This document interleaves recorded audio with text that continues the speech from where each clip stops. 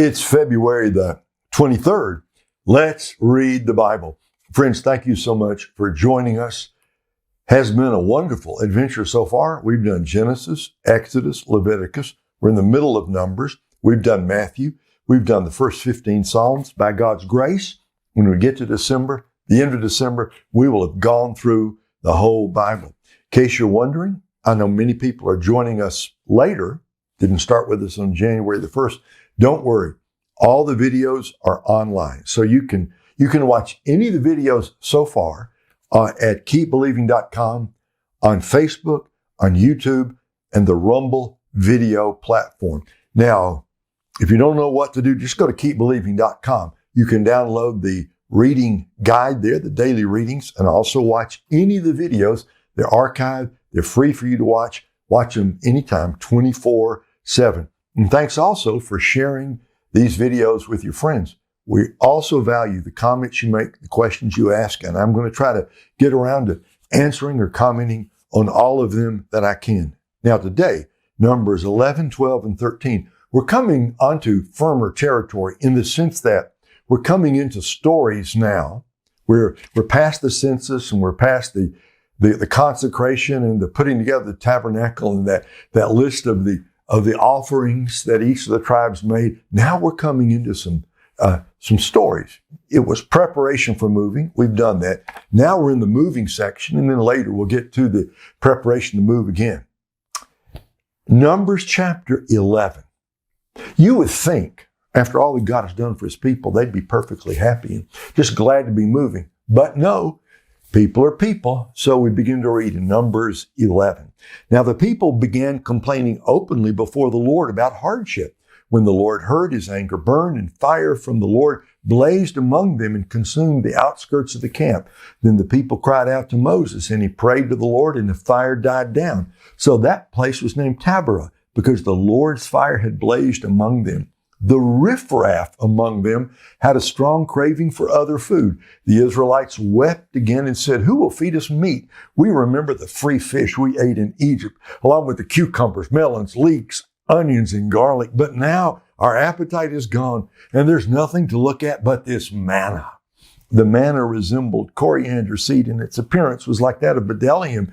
The people walked around and gathered it. They ground it on a pair of grinding stones or crushed it in a mortar, then boiled it in a cooking pot and shaped it into cakes. It tasted like a pastry cooked with the finest oil. When the dew fell on the camp at night, the manna would fall with it. Moses heard the people, family after family, weeping at the entrance of their tents. The Lord was very angry. Moses was also provoked.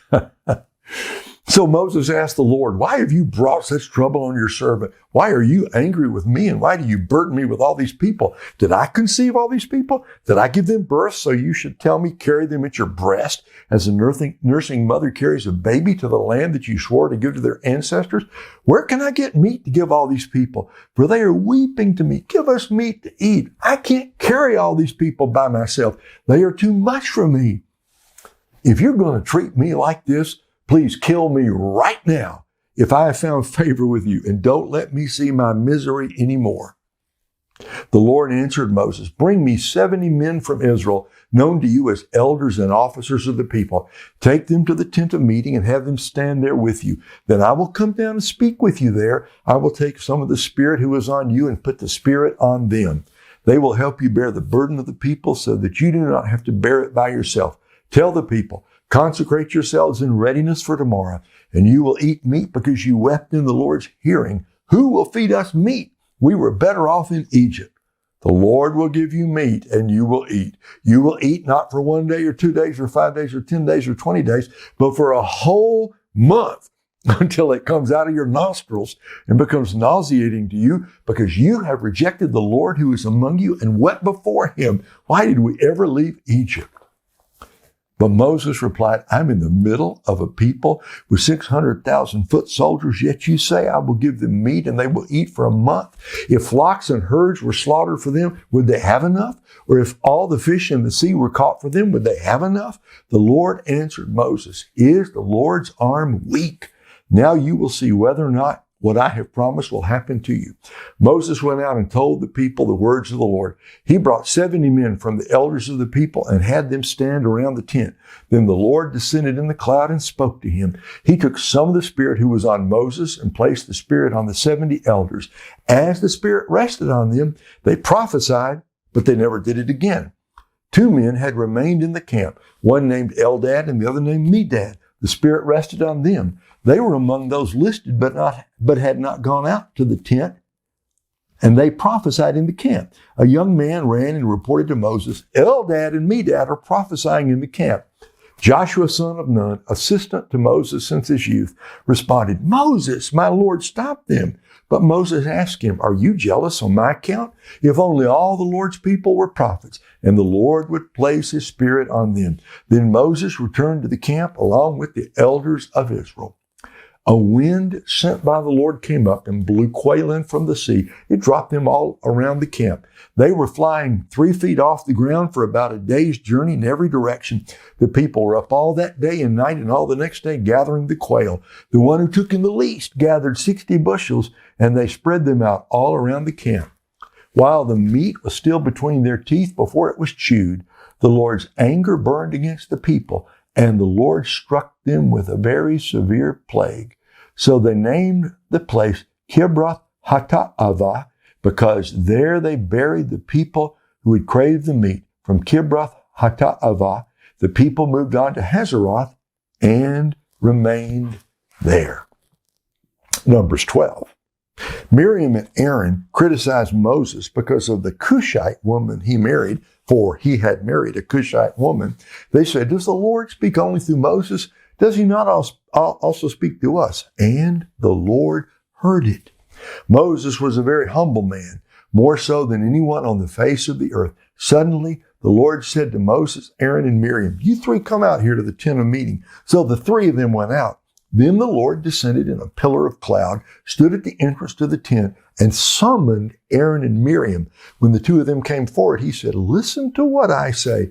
If there is a prophet among you from the Lord, I make myself known to him in a vision. I speak to him in a dream. Not so with my servant Moses. He is faithful in all my household. I speak to him directly, openly, and not in riddles. He sees the form of the Lord. So, why were you not afraid to speak against my servant Moses? The Lord's anger burned against them, and he left. As the cloud moved away from the tent, Miriam's skin suddenly became diseased, resembling snow. When Aaron turned toward her, he saw that she was diseased and said to Moses, my Lord, please don't hold against us the sin we have so foolishly committed. Please don't let her be like a dead baby whose flesh is half eaten away when he comes out of his mother's womb. Then Moses cried out to the Lord, God, please heal her. The Lord answered Moses, if her father had merely spit in her face, wouldn't she remain in disgrace for 7 days? Let her be confined outside the camp for 7 days. After that, she may be brought back in. So Miriam was confined outside the camp for 7 days, and the people did not move on until Miriam was brought back in. After that, the people set out from Hazeroth and camped in the wilderness of Paran. Numbers 13. Famous story here. If the others are not so familiar, this one we all know, I think. Numbers 13. The Lord spoke to Moses, send men to scout out the land of Canaan I am giving to the Israelites. Send one man who is a leader among them from each of the ancestral tribes. Moses sent them from the wilderness of Paran at the Lord's command. All the men were leaders in Israel. These were their names. Shammua, son of Zakur, from the tribe of Reuben. Shaphat, son of Hori, from the tribe of Simeon. Caleb, son of Jephunneh, from the tribe of Judah. Egal, son of Joseph, from the tribe of Issachar. Hoshea, son of Nun, from the tribe of Ephraim. Palti, son of Raphu, from the tribe of Benjamin. Gaddiel, son of Sodai, from the tribe of Zebulun. Gadai, son of Susai, from the tribe of Manasseh, from the tribe of Joseph. Amiel, son of Gamali, from the tribe of Dan. Shether, son of Michael, from the tribe of Asher. Nabi, son of Vashai, from the tribe of Naphtali. Guel, son of Makai, from the tribe of Gad. These were the names of the men Moses sent out to scout out the land. And Moses renamed Hoshea, son of Nun, Joshua. When Moses sent them to scout out the land of Canaan, he told them, go up this way to the Negev, then go up into the hill country. See what the land is like and whether the people who live there are strong or weak, few or many. Is the land they live in good or bad? Are the cities they live in encampments or fortifications? Is the land fertile or unproductive? Are there trees in it or not? Be courageous. Bring back some fruit from the land. It was the season of the first ripe grapes. So they went up and scouted out the land from the wilderness of Zin as far as Rehob, near the entrance to Hamath. They went up through the Negev and came to Hebron, where Ahiman, Shishai, and Talmai, the descendants of Anak, were living. Hebron was built 7 years before Zoan in Egypt. When they came to Eshcol Valley, they cut down a branch with a single cluster of grapes, which was carried on a pole by 2 men. They also took some pomegranates and figs. That place was called Eshcol Valley because of the cluster of grapes the Israelites cut there. At the end of 40 days, they returned from scouting out the land. The men went back to Moses, Aaron, and the entire Israelite community in the wilderness of Paran at Kadesh. They brought back a report for them and the whole community, and they showed them the fruit of the land. They reported to Moses, we went into the land where you sent us. Indeed, it is flowing with milk and honey, and here is some of its fruit. However, the people living in the land are strong, and the cities are large and fortified. We also saw the descendants of Anak there. The Amalekites are living in the land of the Negev. The Hittites, Jebusites, and Amorites live in the hill country, and the Canaanites live by the sea and along the Jordan. Then Caleb quieted the people in the presence of Moses and said, let's go up now and take possession of the land, because we can certainly conquer it. But the men who had gone up with him responded, we can't attack the people because they are stronger than we are. So they gave a negative report to the Israelites about the land they had scouted. The land we passed through to explore is one that devours its inhabitants, and all the people we saw in it are men of great size. We even saw the Nephilim there. The descendants of Anak come from the Nephilim. To ourselves, we seemed like grasshoppers, and we must have seemed the same to them.